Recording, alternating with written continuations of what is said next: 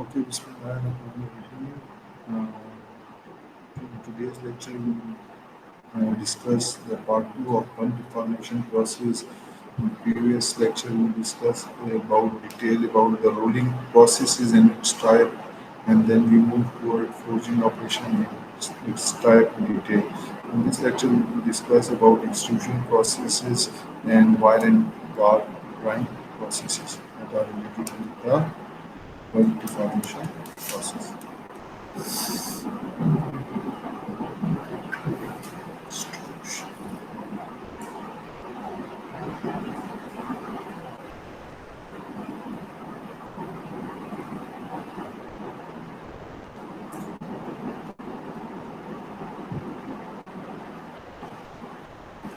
Okay, let's start this lecture.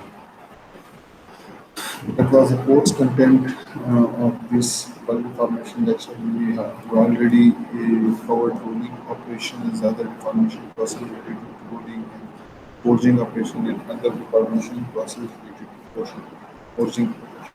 In today's lecture, we will discuss about extrusion and style, and about wire and bar drawing. So let's move. Now, extrusion process. Now, extrusion process is generally, you can say that it is a compression forming operation in which the work metal is forced to flow through a die opening and produce a desired cross-sectional shape. You have dies in which the shape is engraved, or you can say the, in the shape of the die define the shape of the product. So you have die, you have the starting work metals, you have to press that metal through certain mechanism, and that will help in flow of the metal through this opening of the dies, and as a result you will get the shape of the product as your final shape.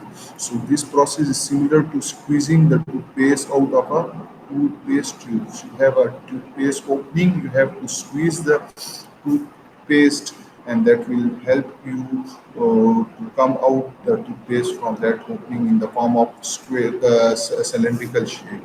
So it is generally a similar process that is just given for your idea to build up your idea. In general, the extrusion is used to produce long parts of uniform cross section.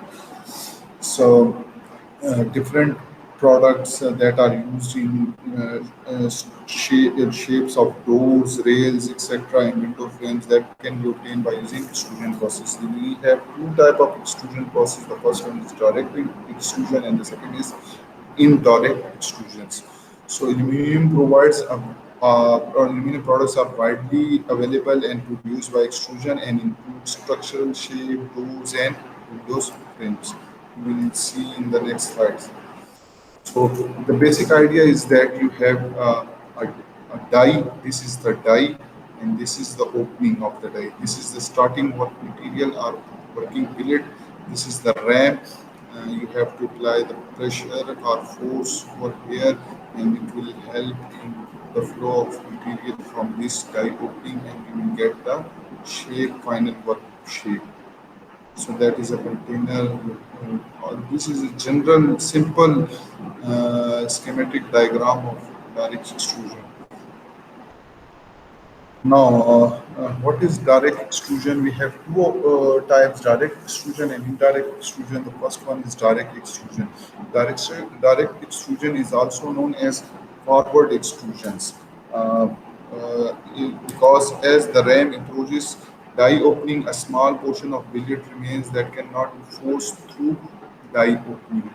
So this extra portion called bud must be separated from the extruded product by cutting it just beyond the die exit. Starting billet cross section usually round, but final shape is determined by the die opening.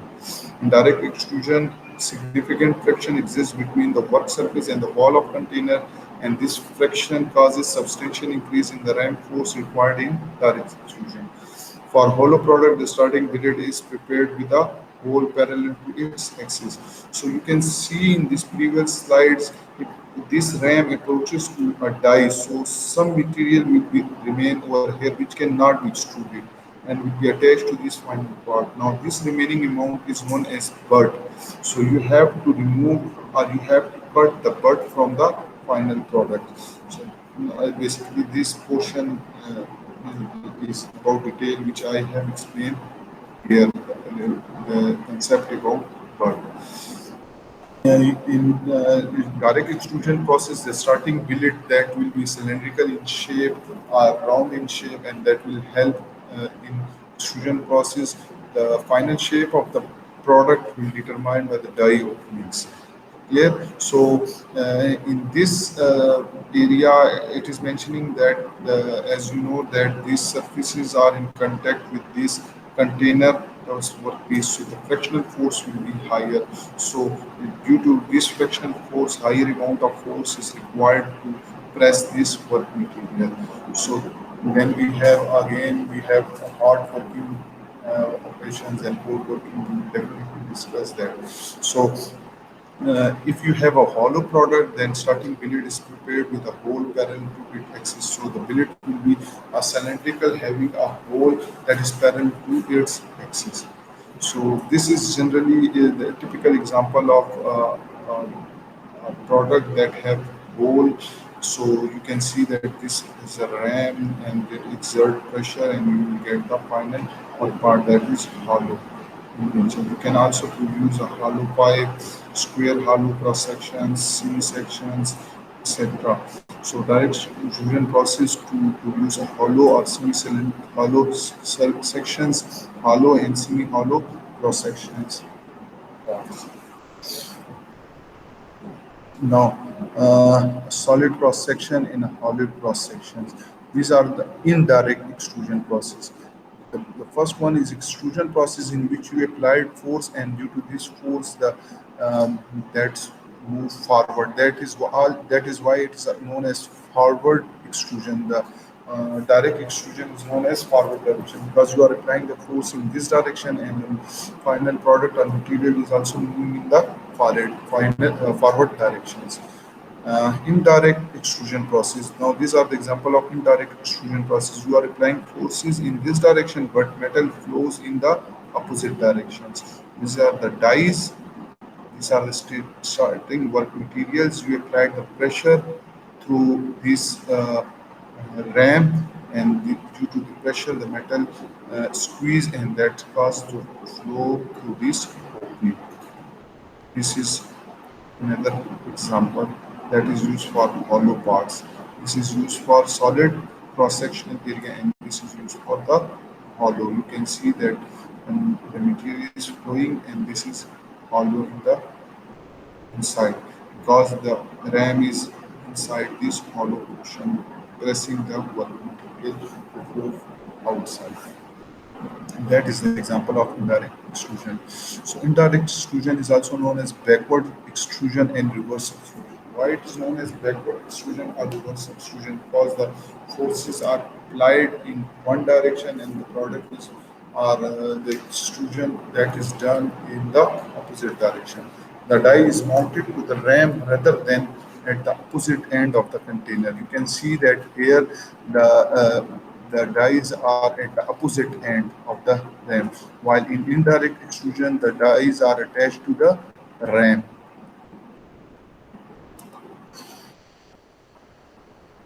As the ram penetrates into the work, the metal is forced to flow through the clearance in a direction opposite to the motion of the ram. Since there is no relative motion between the billet and the container, so there will be no friction at the container wall and ram force is lower. So that is the advantage of indirect extrusion. So we here we have advantage as well as we have certain limitations related to the indirect extrusion that are imposed by lower rigidity of hollow ram and difficulty in supporting extruded product as it exit die. So because as you see that the length will increase, so definitely we have certain rigidity of this ram as well as the support for this product outside this. So definitely it will hang. So we have necessary arrangement for the support of the product. These are the this is a graph that shows the the relationship between the direct extrusion and indirect extrusion ram forces.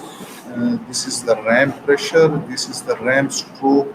You can see that starting from here, initially the ram forces are high both in direct extrusion and indirect extrusion.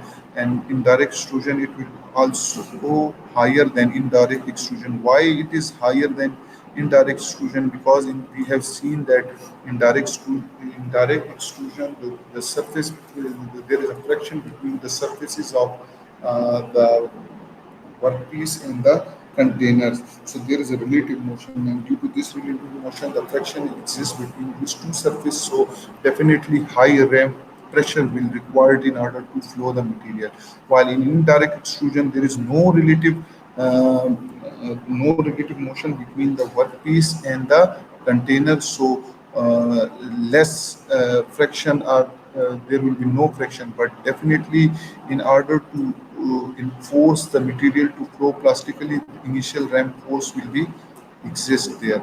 Now in indirect extrusion, then there this same pressure will also required to till the end of, or till the ram stroke complete, and to start the shape of the product. So while in indirect extrusion, so the force will certainly reduce, because now the surface area is the surface area that is attached with the container is going to reduce as the material is going outside in the form of the final product. So here the forces are reduced. Now, up till this, the bud formation will produce. So here, the bud will produce. So we have to check the forces till here.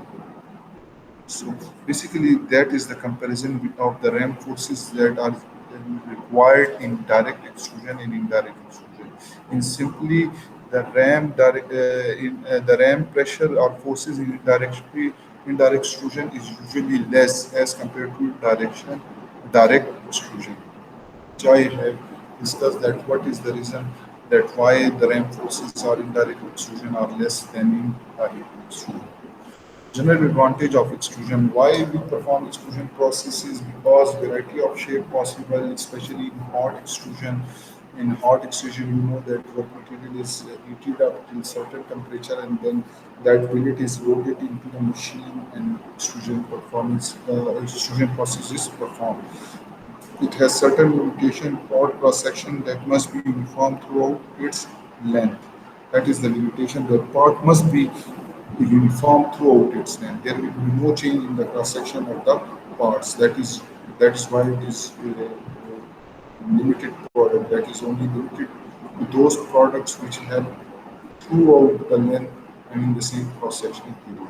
Grain structure and strength in case in cold and warm extrusion, close tolerance is possible, especially in cold tolerances. We will see all this in coming slides by examples. In some operation, little or no nest of material is produced. We have two types, hot versus cold extrusion. In hot extrusion, prior heating of billet to above its recrystallization temperature, we have this already discussed recrystallization temperature in previous lectures. So you must know what is recrystallization temperature. So billet is heated prior before the operations to above its recrystallization temperature. This reduced strength and increased ductility of metal, permitting more size reduction and more complex shape can be obtained. While in cold extrusion generally that is used to produce discrete parts, the term impact extrusion is used to indicate high speed cold extrusion. So for high speed cold extrusion, impact extrusion is also used as its type. Extrusion analysis. You can see that you have this is example of direct extrusion. You can see this is starting with material there. Here there is a ram pressure. This is L, remaining billet length. Now this is the final diameter. This is the original diameter. So um, the first parameter that is known as extrusion ratio. Now extrusion ratio is also known as reduction ratio. Basically, it is the ratio between the initial area to the final area and showing you how much the amount of reduction has been made. So extrusion ratio is also known as reduction ratio, and it is defined as the ratio of original area or original diameter. You can say the ratio of original diameter over final diameter, because pi by 4 d naught 4 over pi by 4 df4. So basically, you, you can convert them either in the form of diameter or area, but basically reduction ratio is the ratio of original area to the final area, where Rx is extrusion ratio, A naught is the cross-sectional area of the starting billet, and AF is the final cross-section area of the extruded section. It applies to both direct and indirect extrusion. So by if you use direct extrusion and indirect extrusion, from both you can get the reduction ratio. Extrusion analysis. Assume all sections are circular, ideal for deformation, and no friction, no reduction loss. So true strength will be true strain will be strain is equal to natural log of R of X. So pressure applied by the ram force through billet opening. So for fractionless indirect extrusion, the pressure or the forces required to plastically deform the material will be P is equal to YF into ln of Rx. So taking into account the fraction, if you have a fraction, then this term will be changed, and that will be equal to, by using Johnson's formula, that this will be P is equal to YF bar into A plus B ln of Rx. So this is YF bar is the, from previous lecture you can say that this is the average flow stress. So what is A? By using Johnson's formula, A is equal to 0.8 and B is equal to 1.2 to 1.5. So ram forces, as this is the ram pressure, so ram force will be P into A naught. So that will give you the force, the ram force required to move the parts. Now the power required, as power is known as force into velocity. So if you have F, you can, and velocity, you can check the power required for the machine to force the material to get out of the die roll. So that was about indirect extrusion. This formula you have to remind. This formula for indirect extrusion. This is for fractionless when there is no fraction, and this is for fraction when there is a fraction. So that is the Johnson formula. All these forces you have just write in a separate sheet and grinding and rising. This is for direct extrusion. So for direct extrusion, so this PF is equal to YF 2L into D naught. So for direct extrusion, additional pressure PF required by the extruder to overcome the wall friction, because wall friction is also must be overcome in order to allow the material to flow. So for that we have PF also, this PF pressure into this area that will give you the force. This force will be equal to the fractional forces. So for the worst case, the fractional shear stress at the wall equal to shear yield strength of the work. So therefore PF is equal to YF dash 2L over D naught. So we will get the final pressure force required for material to flow. So total ram pressure P will be equal to YF into epsilon plus 2x into 2L over D naught. So ram force will be equal to P into A naught, and the total power P is equal to F into V. There are certain examples given in the chapter of bulk deformation bulk deformation chapters.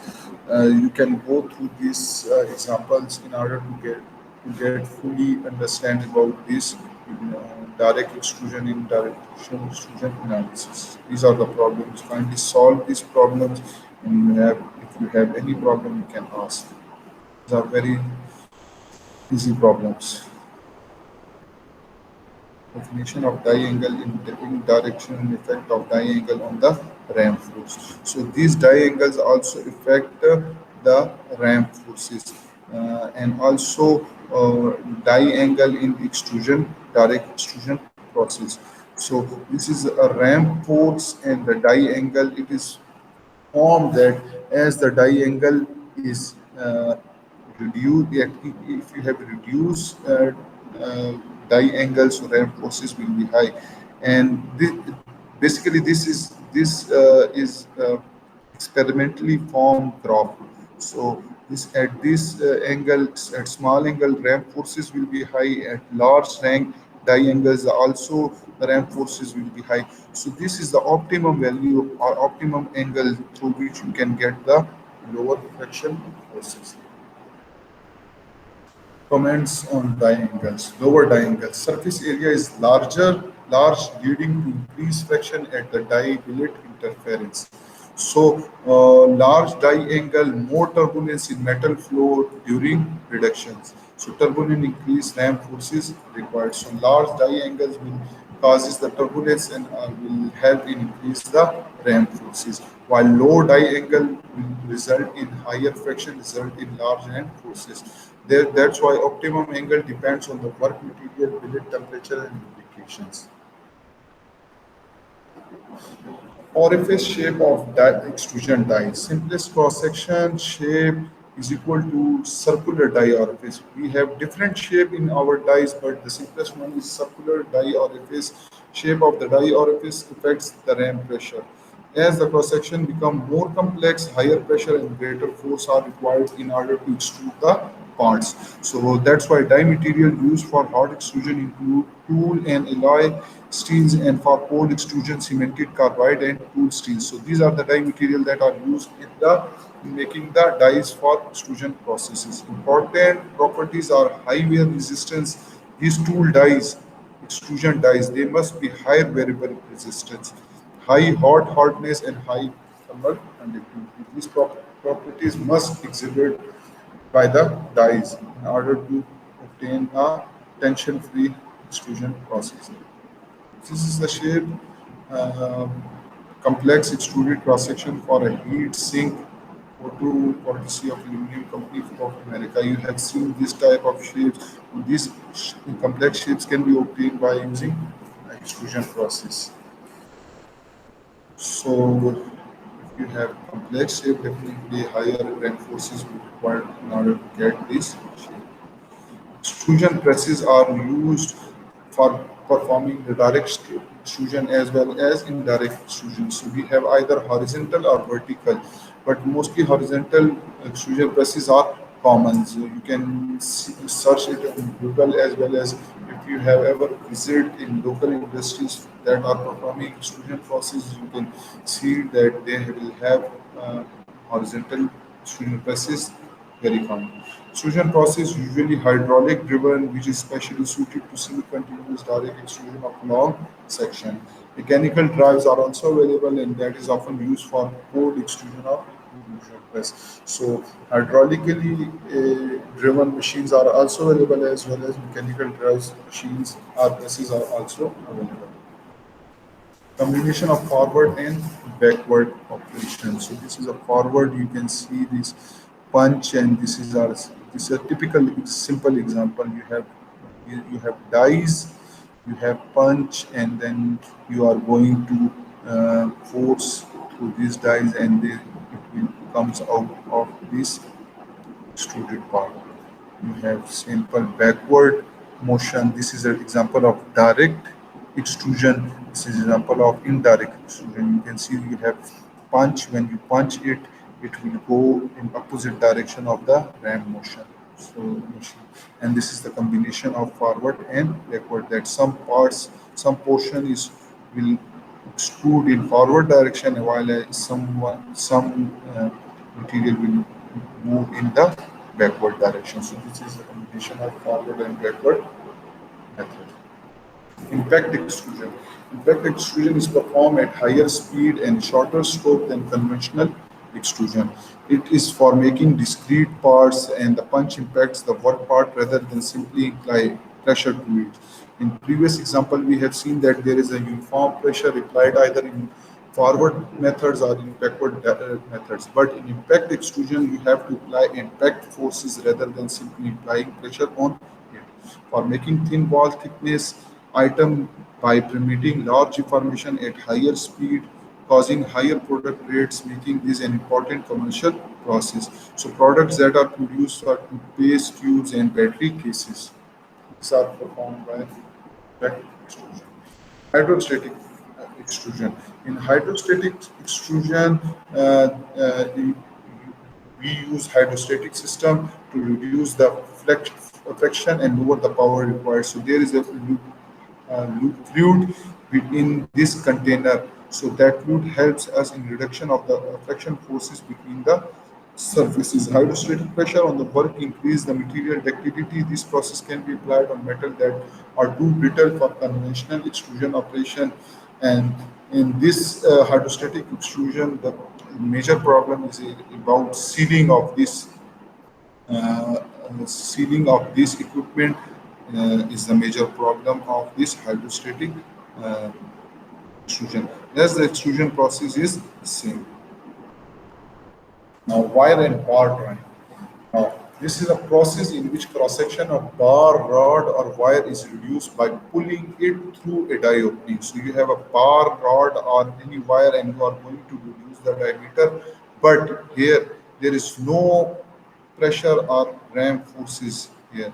Instead of this, you have to draw the bar. So that is known as wire and bar drawing.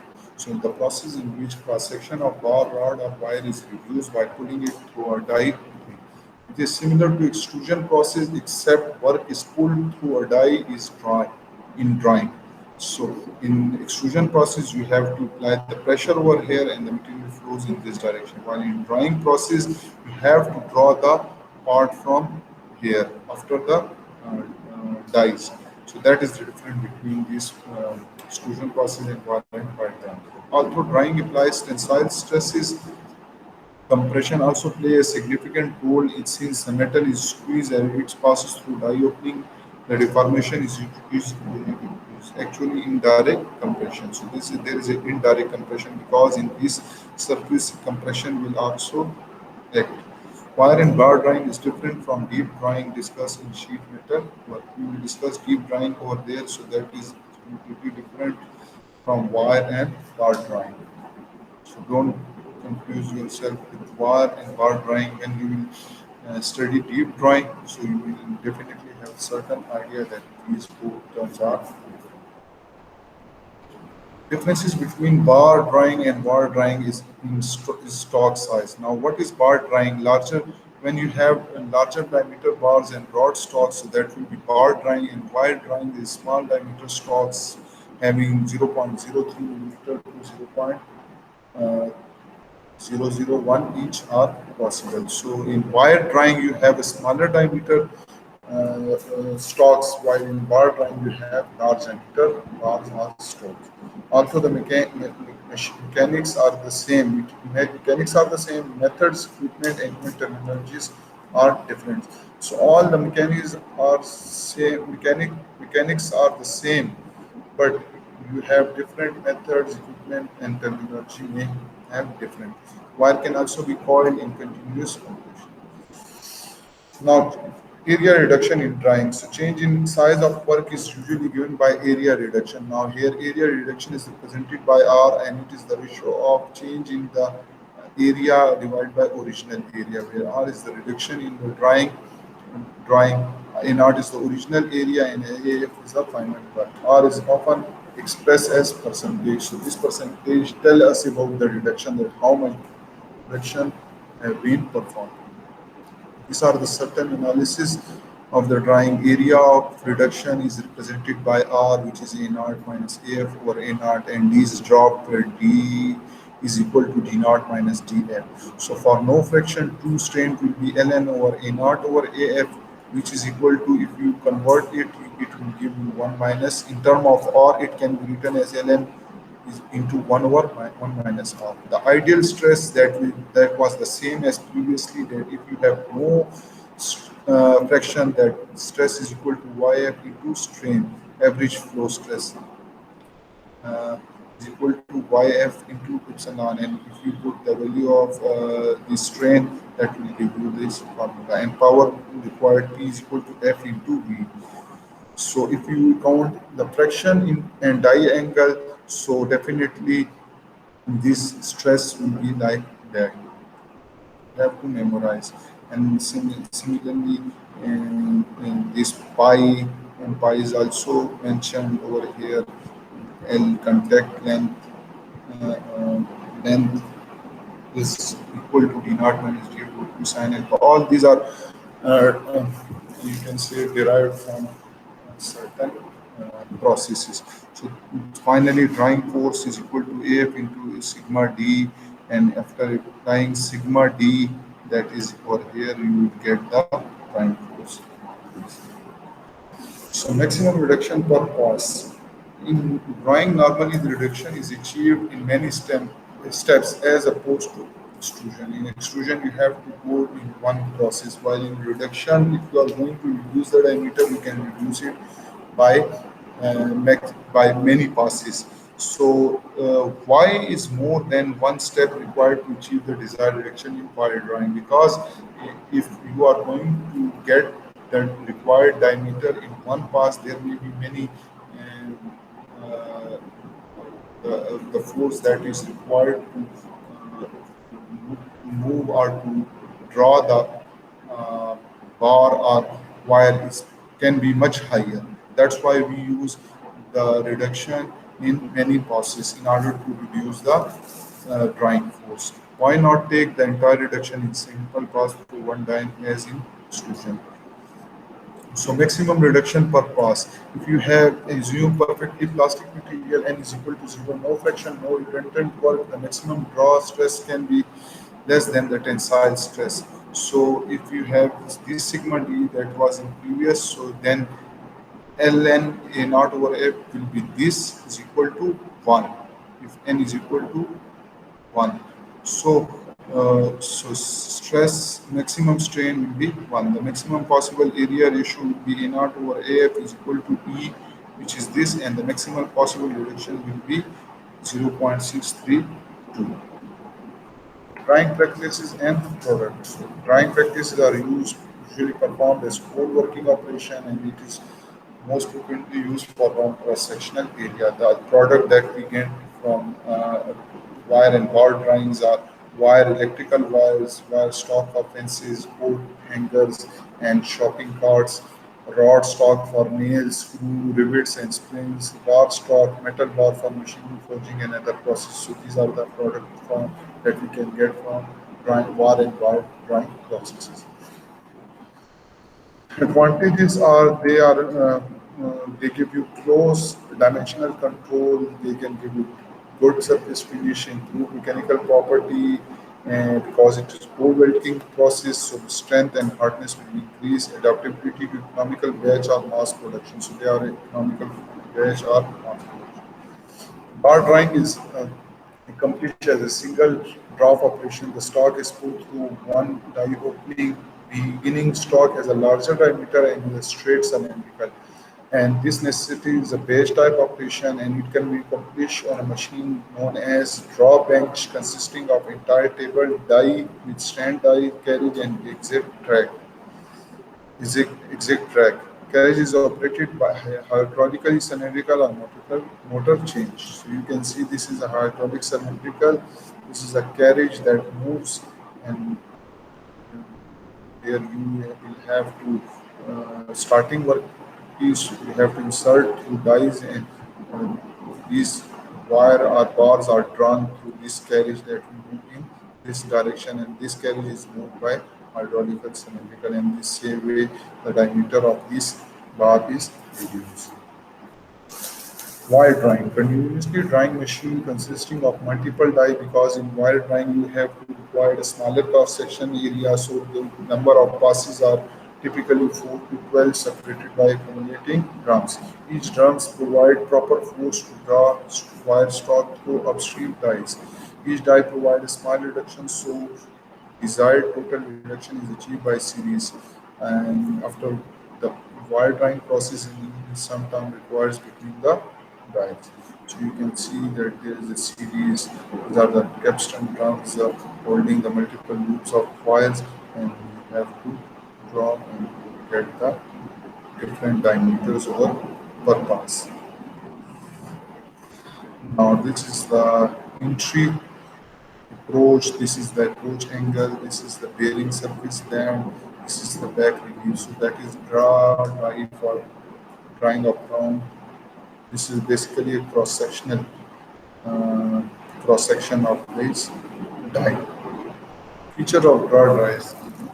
Entry region, approach, bearing surface or land, bearing back relief, die material that we discussed in previous slide. Entry region, it is a funnel lubricant into the die to prevent storing of work and die. Approach, cone shaped region where drying occurs. Actually, the drying is occurring in approach. Approach angle varies from 6 to 20 degree. Bearing surface or land determines the final drawing drawn bar, stock bar. And back relief exit zone provide with a relief angle of about 30 degree. Die material, two steels or cementing carbide. So basically, this area is bearing surface land, and it will determine the actual size of the wire that is drawn.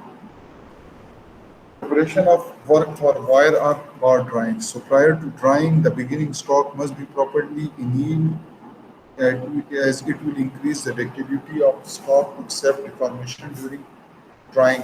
Then you have to clean in order to prevent damage to the work surface, and draw dye. It involves removal or surface contaminant by means of chemical pickling or short casting and pointing to reduce the surface, to reduce diameter of starting, and to allow the insertion through a draw dye. Now this is the last topic, that is tube drying. So in tube drying, you can see that for creating the non-mandrel tube sinking, this is a fixed mandrel, this is floating mandrel. In which there is no mandrel, there is a fixed mandrel that will help us in maintaining the internal shape, and there is a floating mandrel. The mandrel can be moved, that's why it is known as floating mandrel. Drawing can be used to reduce the diameter or wall thickness of seamless pipe and tubes after the initial tubing has been produced by some other process such as extrusion. So type include tube sinking, fixed mandrel drying, and floating mandrel drying. So that is generally reduce the diameter or wall thickness of the seamless pipe. That why it is known as tube drying. So that was all about lecture number 7. That was about extrusion process and its type, and at last we discuss the wire and bar drawing. If you have any question, you can ask. Thank you.